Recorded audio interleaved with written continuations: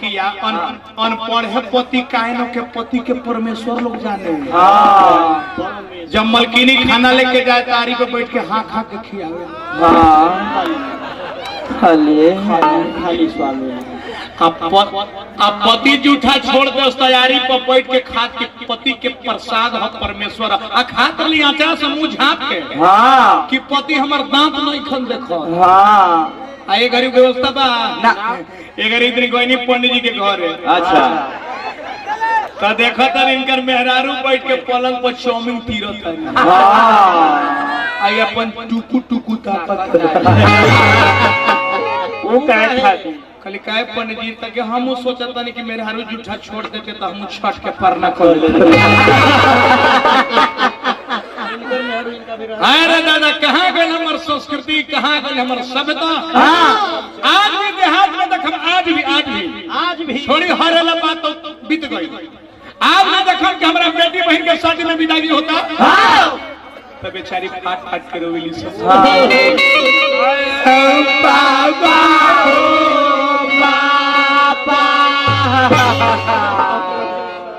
बरियारी लोग गाड़ी में ढुका दिला के सुबह चल जा।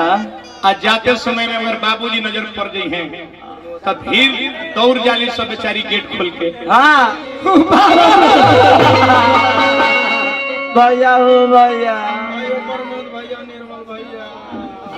बॉम्बे में जाके देखे तो रो तारी से शादी में ना मेकअप पहले रहते सब मेकअप रोला से मेकअप धोवा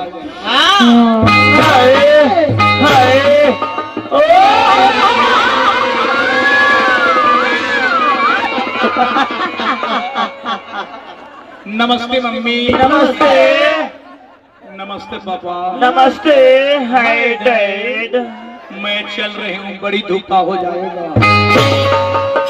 बहुत काम बाकी ना व्यवस्था।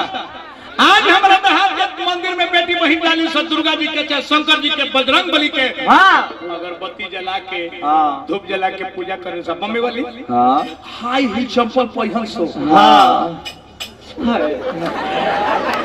फिल्म जाने के लिए बाय बाय दुर्गा माँ केकरा के दोषी कहा। अरे धर्म बदला नहीं, ईमान नहीं बदला है, गीता बदला नहीं, कुरान नहीं बदला है, जमीन और आसमान नहीं बदला है, कहीं बदला इंसान है, भगवान नहीं बदला है। इसे कहे कि भाव राजा महाराजा छोड़ के महल